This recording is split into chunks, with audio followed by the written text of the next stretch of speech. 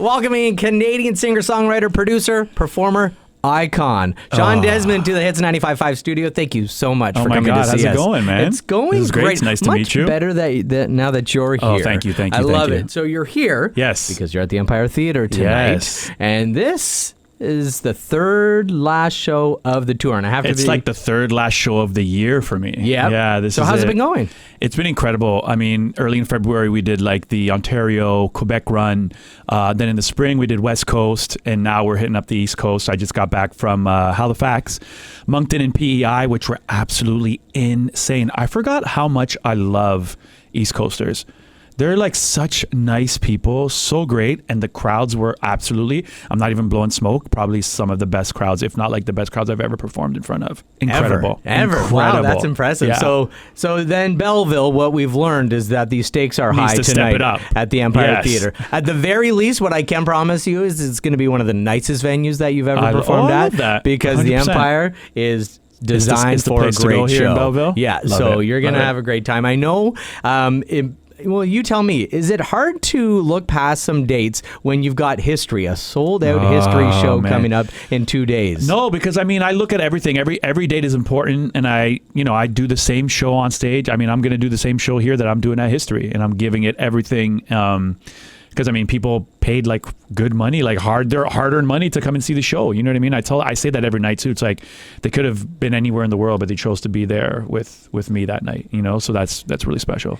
And I don't want to discount the Belleville crowd, but I do have to say it is quite. It's got to be quite the feeling that on a night where Taylor Swift is selling out a venue in Toronto, you're also doing the same thing. There's people that chose to be at History on that night on Thursday night. It's crazy. I know. Yeah, absolutely. And it was funny because when we announced that, I was like, guys, Taylor Swift is playing. Like, are we sure we want to do a concert that night? They're like, yeah, it's going to be fine. I'm like, okay. And it's sure great. enough. Sure enough, we sold out in less than a couple of weeks. It was crazy. So there are some tickets for tonight's show still. Yes. TheEmpireTheatre.com.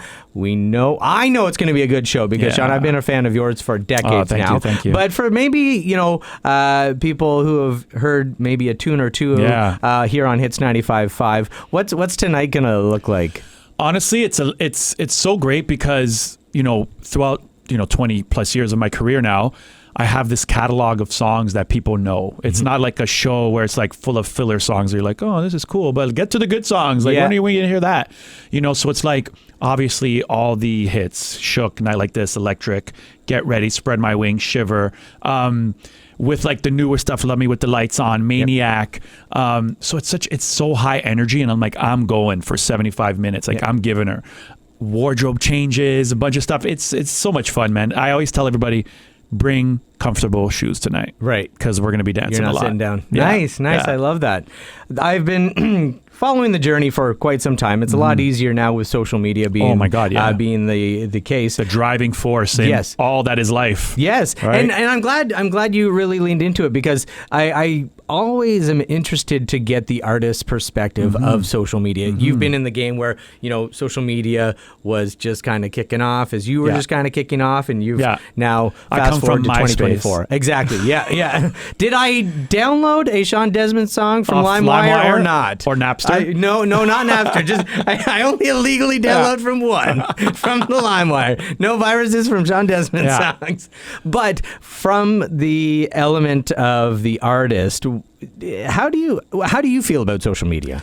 I mean, I think it's great. I mean, it has its pros and cons, obviously, because I mean, there's a lot of stuff out there that's just, I don't know, it's just negative and not fun to look at or read and stuff. But from an artist's perspective, in terms of reaching fans and reaching new fans, it's amazing. This whole kind of like continuation of Shawn Desman, I have to owe a lot of it to social media and and my team actually as well, because I was really hesitant to like jump on TikTok and like do that because I was just like, oh my God, I don't want to be this guy, doing these dumb trends and they really convinced me because they were like, no, you just got to go on there and be yourself. Yep. And people are going to relate with that. And that's what I did, and it's working, So yeah, but again, like once something's on social media, it's there forever, and I think for me, I don't really care because I kind of just whatever, I don't really look at them, but like you can read everything anybody says, and if you're those type of people that takes like everything to heart, it's really hard. Sure. But I don't care. I really don't care what people think, if I'm being completely honest. Yeah. Sure. I have nothing to prove from to a anybody. negative standpoint, of course. And what I do love is, you were instructed to be yourself, and it seems like you're just that. Your music is just as much a part of your platform as your family is. Yeah. And I have to ask, how hard has it been, being on the road with them at home? I feel like it's a little bit easier now because they're older. Of course. When they were, I was on the road quite a lot when they were babies, and that was really hard for me. But now, like, my daughter travels with me. They come to shows. My daughter comes on stage and dances. Like, it's amazing that I love being able to share this now with them. Because before they were so young, they didn't understand what's going on. But now they know, and they tell me, and it's like, wow, you're kind of a big deal, eh, Dad? Right. I'm like, yeah, kind of a big deal. Yeah, a little bit. People know my songs. Yeah. That's cool. People know me. Yes. What's that from, Anchorman? I'm kind of a big deal. Yeah, I'm kind of a big deal. You say that, it is a good place to be because you do get to reach new people, new fans. Yeah. But you also get to kind of dive into other avenues of what you're doing, not just the singing, not just the performing. And the one thing that I know that you've recently put on your plate is the Childhood Cancer Canada Live for Dreams initiative. That you really, how did you get involved in that? All right, so I became an ambassador for Childhood Cancer Canada this summer. Long story short, I had a fan back in 2005. Probably one of my biggest fans, who was diagnosed with cancer. And at the time that I met him, his name was Josh, he was going through chemotherapy. And when he came to meet me, he had my sidewalk haircut from like 2005. Of course. And so the dad came to talk to me. We were chatting for a little bit, and he says, "You see, Josh, he's got your haircut." I said, "Yeah, I love that. That's amazing. Cool." And the dad was like, "Well, the reason why he's doing that, why he did that, is because he was losing all his hair, and he didn't want the kids at school to make fun of him. So he cut his hair." So that had such I get goosebumps and emotional just talking about it. It had such an impact on me that I then started a relationship with his family and Josh, and I would check in. I would go hang out with Josh at his house. Fortunately, Josh passed away. And I always knew that I wanted my legacy, my career, everything to mean more than just the music that I put out. So when the opportunity came and Childhood Canada Cancer reached out, I was like, absolutely, this is what I want to do. This is like bigger than anything else, and it's very, very important. It's an important initiative for me.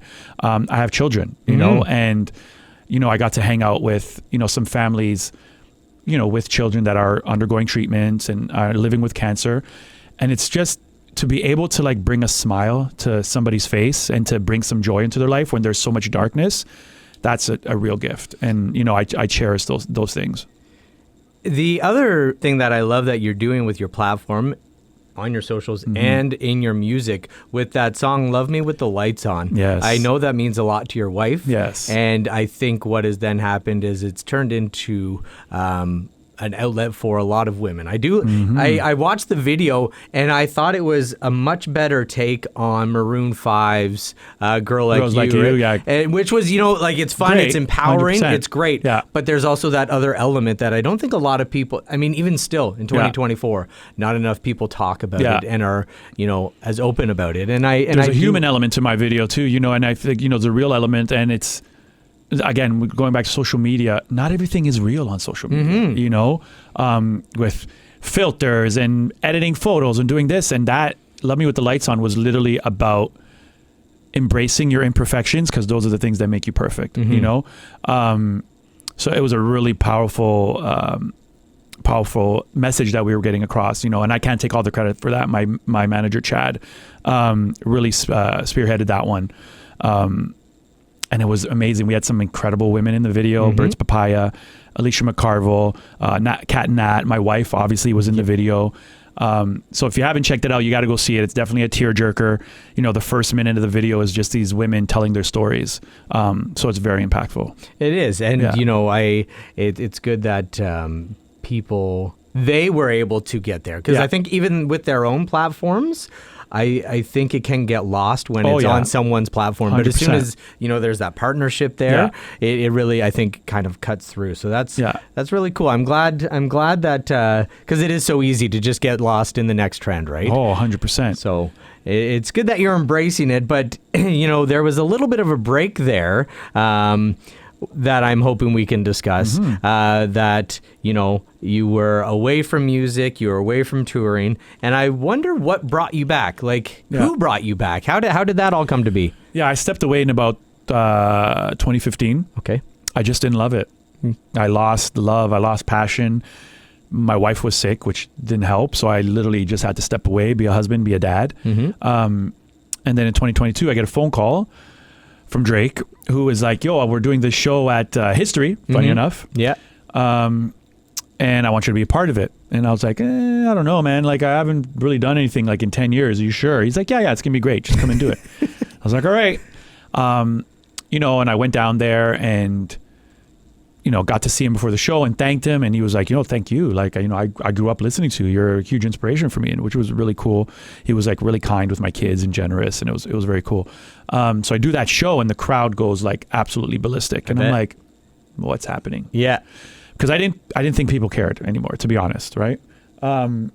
And so I finish the show, go up in the green room. Drake comes and just grabs me, pulls me aside. He's like, yo, come here. And I'm like, what's going on? He's like, man, those people. He's like, did you hear them? Like, they love you, those songs. Like, they're timeless. What's happening? And I told him the whole thing. And he's like, yeah, I get that. We all go through that. I feel like that sometimes about music and the business and whatnot. But he's like, trust me, man. Like, those people need you. You need to make music again. Right. And here I am, Cole. Grandfather Drake just literally telling you what's what. It's good that, even with, him growing up on your music, that he was able to kind of reinstill that. That's really neat. Yeah. I think that speaks of your character as well, because it could be so easy to be like, this is your festival. You just wanted someone. 100%. Thanks for being nice. See you Thanks. later. I'm going to head home and go to bed and just live my life the way I've been living my life. Right. Yeah. And here we are, 3 days left on the tour. Yeah. And finishing my tour at that same venue. Yeah. So it's a pretty full circle moment. It's a full circle moment, and that circle isn't quite complete tonight because we're in the Empire Theater in downtown Belleville. TheEmpireTheater.com to get your tickets now to see Shawn Desman live in Belleville, because I know we were talking off the air that you don't think this was your first time in Belleville, but I feel like I've been here because I remember the Mr. Print right there, right behind you. Of course, yes. The infamous Mr. Print here on Dundas Street West. I'm sure Norm will be excited to know that you are excited of his existence still. So I have to admit that when I did hear that tour was coming to Belleville, I said some words that I'm not allowed to say on the radio, right? Because was super stoked at the fact that Can was. I say that? No, you do what you want. I won't get in trouble. Yeah, who's gonna get you in trouble? Nobody. Yeah, exactly. I was excited not just because we play your music here on Hits 95.5, and I always love when artists that we constantly give our audience access to get to see them live, but also since the debut. Maybe not the Portuguese albums, I'll be honest with you. I didn't hear any of those. Okay. But the Shawn Desman debut was something that I was an instant fan of. Went to college, had my own radio show that I co-hosted. Amazing. It was 1 hour, and every show there was one Shawn Desman tune. I love that. It's funny because we were listening to this station on the way here, and I didn't hear one. Right. Who can we blame that on? Who can we blame that on? I'll take the fall on that one. Well, don't you worry. Right after we play this clip, we'll get into one. How about that?